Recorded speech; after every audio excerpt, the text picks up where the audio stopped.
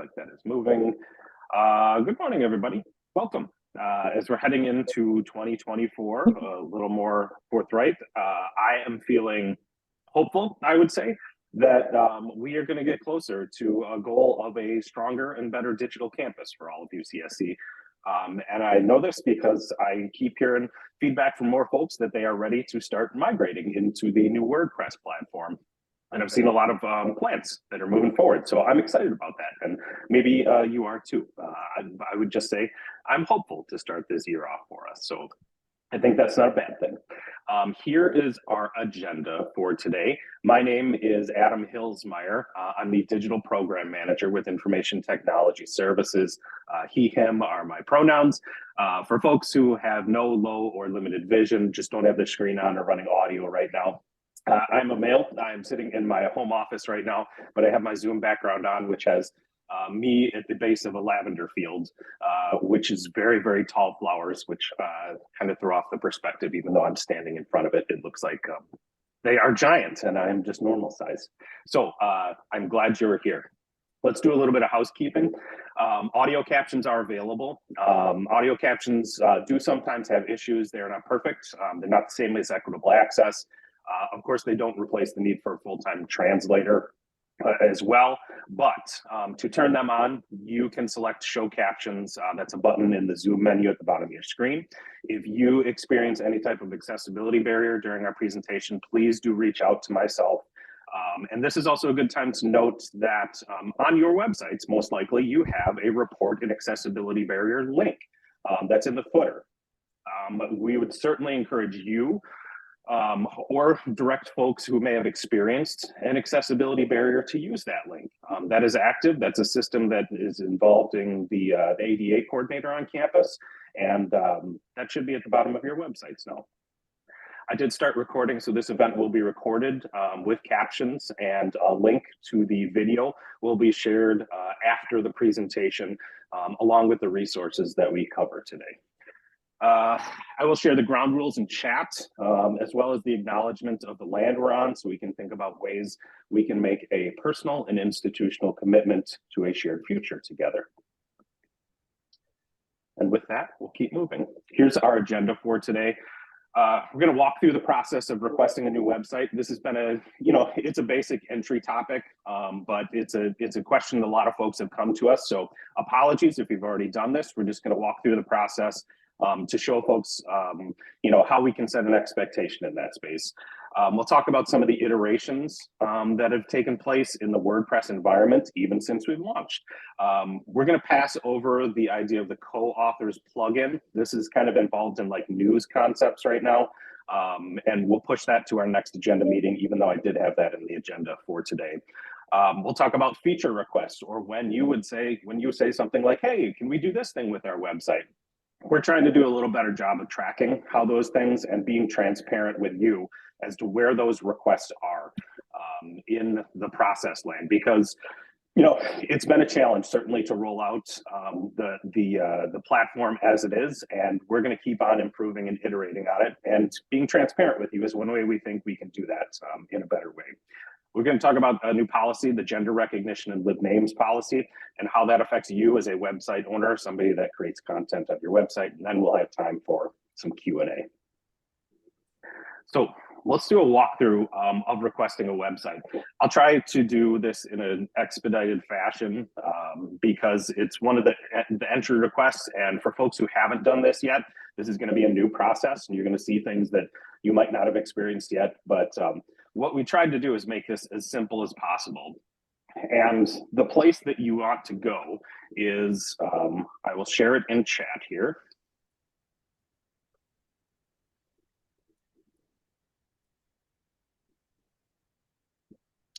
That's the entry point, and that essentially will take you to websites.ucsc.edu. This again is our kind of centralized place to answer questions for you as a person who is either maintaining or owning website content, where you're going to go to say, hey, how do I do some of these things? Right up at the top, we have a couple primary actions that most folks are going to take at some point or another.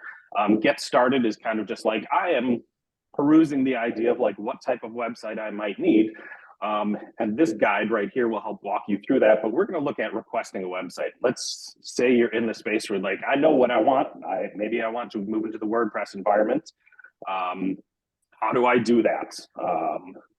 And that is what we put together, what we'll call a guide, or essentially a process to help you step through this. And I won't go through every single detail, but as we are creating new websites, we want you to think about the idea of improving your website as well. This is an opportunity. If we're transitioning from WCMS to a new website, just think about like the ways that we could also improve it.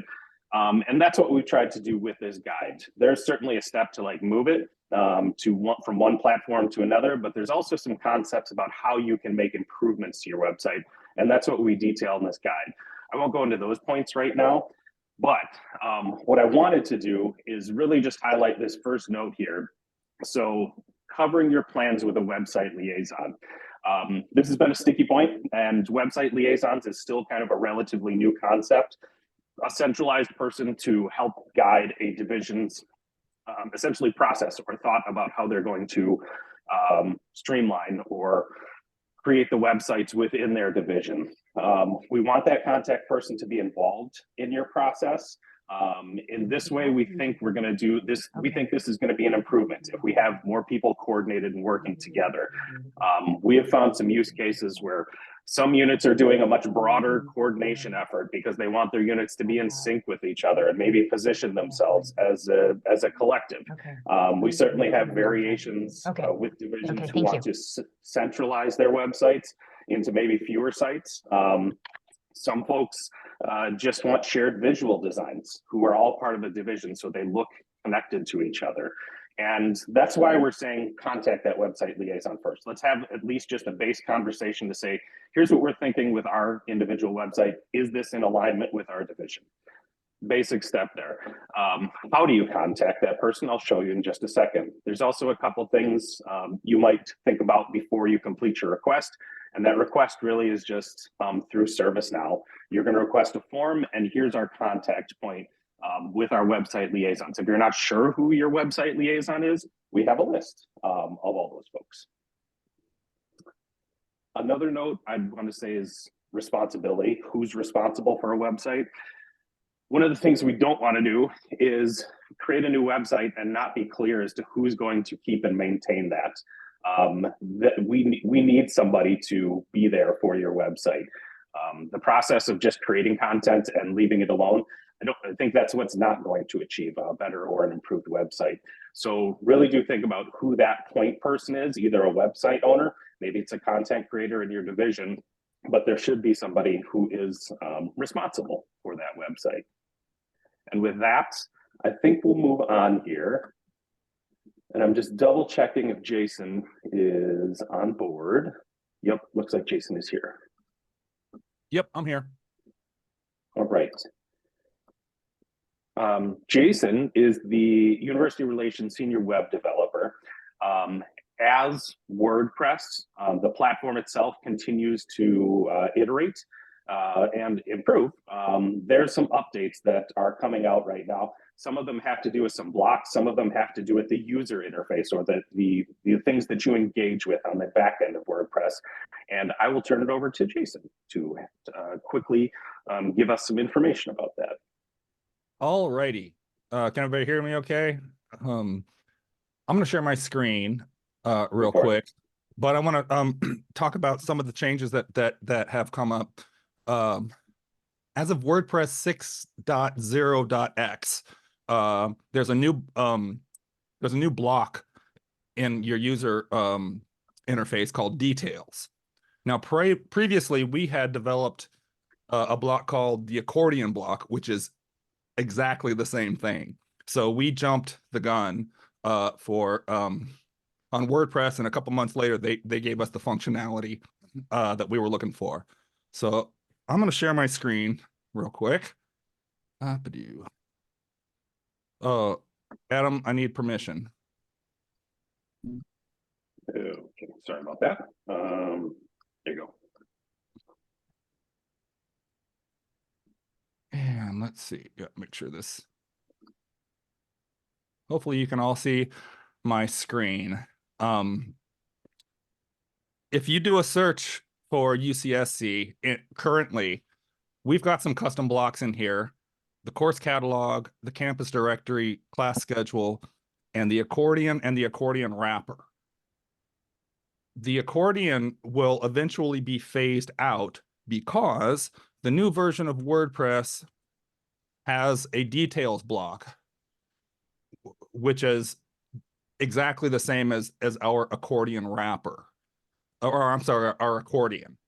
So we're in the process of removing the accordion block from our custom plugins and replacing it with this details, which is part of WordPress core.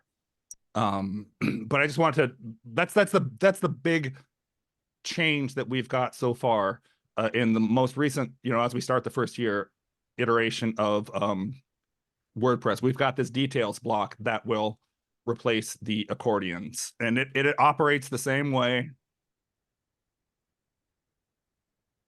You can add any type of block inside the accordion details. I'm just going to add a paragraph, which is already here. And we'll be changing the style. We'll be adding some styles to this as well as we iterate over here. But when I update my sample and I view my page, there's your accordion block. It's not pulling in the same styles right now. That's in the works. But the idea is that this will replace the accordion block. They will live side by side for a time in your user interface, and so that'll give you a chance, if you've used the accordion block, to replace your content in the accordion block with the core details block.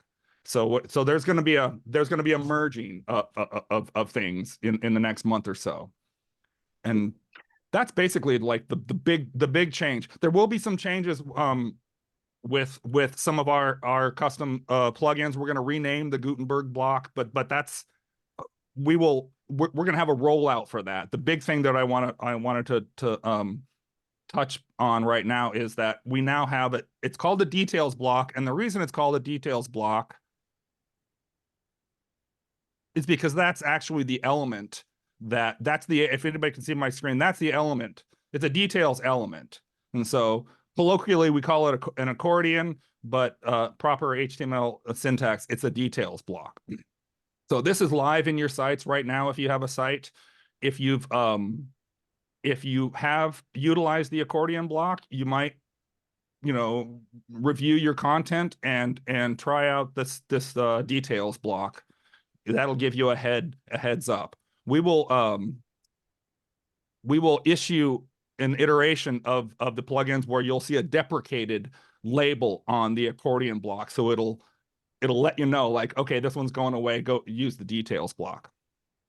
That's great, Jason. That's my update for now, so I'll stop. There's a question from Becca in the chat. Yeah, question: will the accordion wrapper still work? Yes, the accordion wrapper will stay. We're porting the accordion wrapper to a new plugin that will be installed programmatically, system-wide. The accordion wrapper will stay. You might have to re-implement it also, though, because it's going to be in a differently named block. So you can put the details block inside the accordion wrapper? Is that how it works? That's correct. You would, exactly like the accordion and the accordion wrapper works now, you would add the accordion wrapper, and then, I mean, it might be beneficial to rename it the details wrapper at this point. They work identically. They work exactly the same. Okay, so that is even like a preview. If folks haven't used WordPress, this is something we're going to just make standard moving forward for you, so you won't have to deal with that. But for folks who are already in the environment, this is a change. I just wanted to recognize that this is a change. And Jason, maybe you can talk about why why it's better to have a core component or something that comes like in the box with WordPress, as opposed to something that we designed custom creation down the road. Like what is the improvement, and how is somebody who uses the site, why is that better?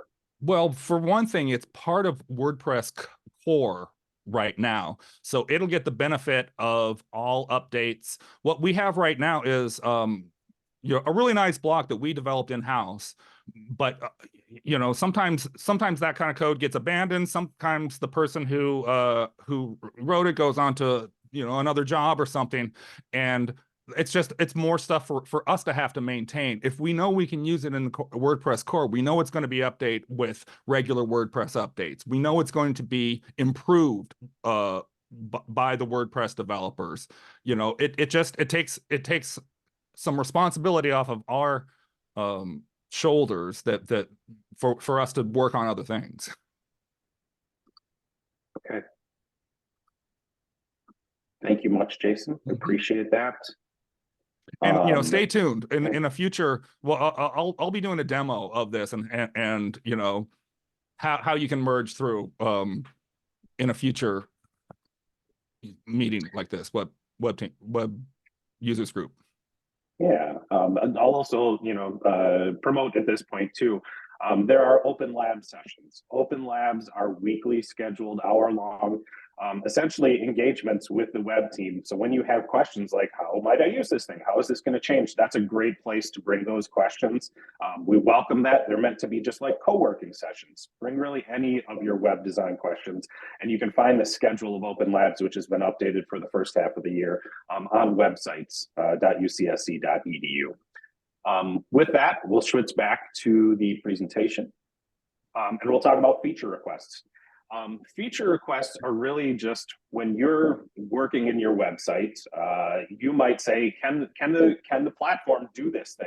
Maybe it can. In most cases, we've actually found a lot of those blocks that Jason was talking about. It actually delivers a lot of functionality. There might be questions about like, how do I do that in the most optimized way? But sometimes there are also spaces where like we need to actually add something new into WordPress.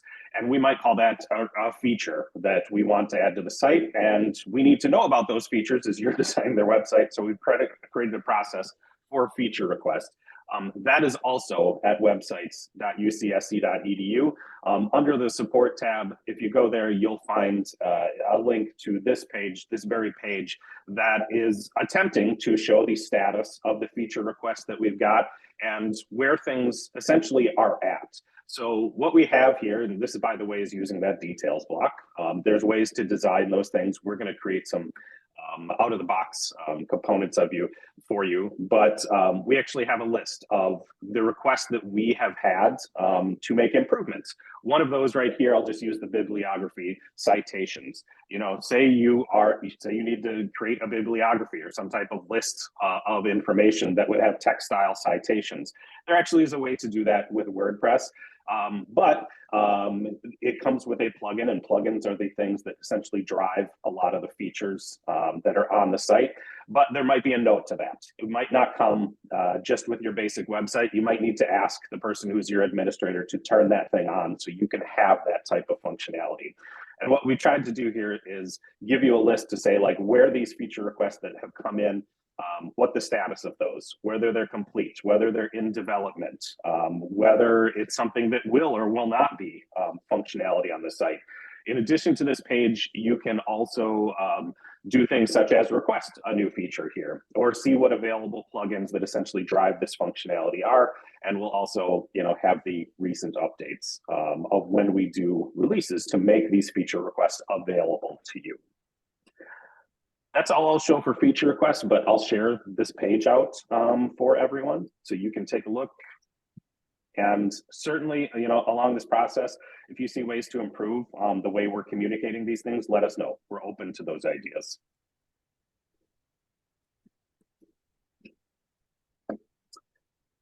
We'll switch topics to the next one, which is a new policy that is actually taking place in December. And for that, I'll introduce Bryn Pinar, who's the ITS Web Services Manager, to give a quick update on the GRLN.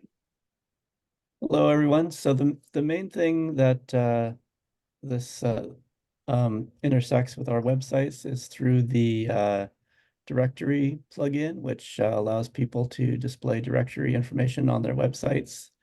And so what will happen when people do enter a lived name, either in UCPath or my UCSC, is that those names will by default show up in that directory information, because the plugin is set up to show those names in preference to, for example, a legal name.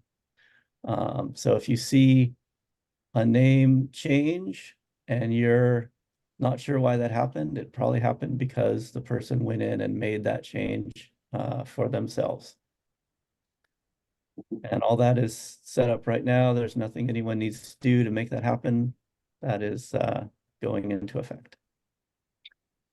Yeah, I would note that, for our websites, for sure, there's certainly other systems where names are pulled across campus, but for your website, I would describe this as a key digital inclusion effort that we want to make sure that we're representing people the way they want to be represented.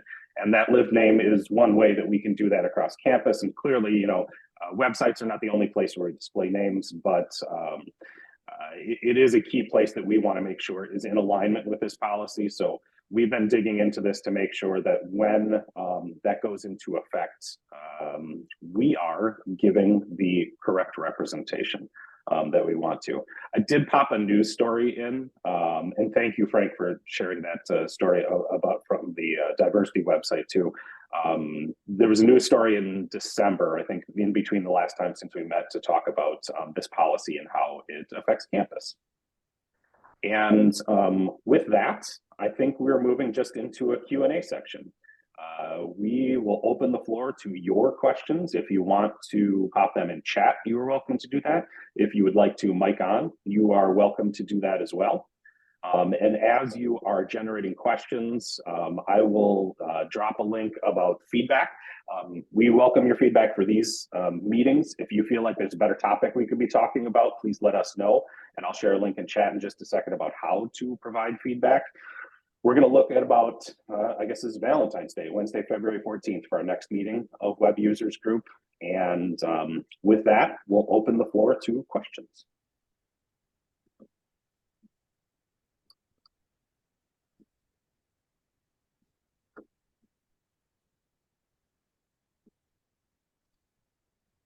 I think we will stop recording at this point here too.